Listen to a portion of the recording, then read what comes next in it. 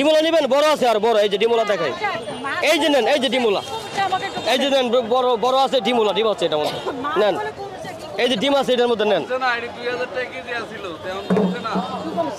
এই যে ডিমুলা আছে, এটা আপনার প্রায় 1.5 কেজির সাইজ আছে।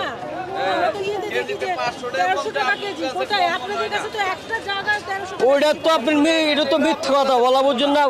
টিভি হালি বলে প্রচুর আমদানি হয়েছে, প্রচুর ধরা পাইছে, এটি টিভি কয় 600 টাকা কেজি, টিভি কয়, আমরা বলি না, আমরা তো কিনতে হয়, ব্যস্ত হয়। তাহলে টিভিতে কিনতে হবে, আমরা তো নিতে পারবেন না মাছ। মাছ আসে বাজারে ধরেন 100 মন, ধর আয় মাত্র 20 মন, তাহলে কেমন হইব? এই জন্য মাছের দাম বেশি। মাছ যখন বেশি আসবে তখন রেট কম থাকবে, এটাই হলো হিসাব। আপনি কোনটা নেবেন নিয়ে যান, মাছ সবকটা মাছ ভালো।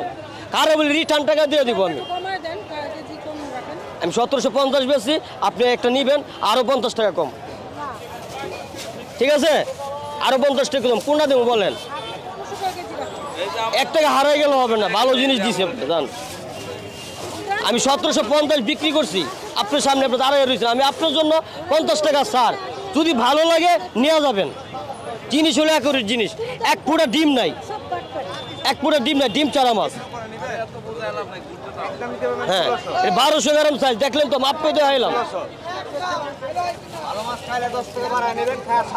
এটা জিনিস ভালো, এই যে রক্ত ভরে, রক্ত তাজা, দেখছেন? এই যে রক্ত ভরে একদম তাজা। আপনার যান, এই কে আসেন। এটা কত বিক্রি করেন? এটা কেজি 1550, 1500। ওয়েট হলো আপনি 900 গ্রাম, 700 গ্রাম। আর এটা কত বিক্রি করেন? ওটা কি বিক্রি করছে? 1750।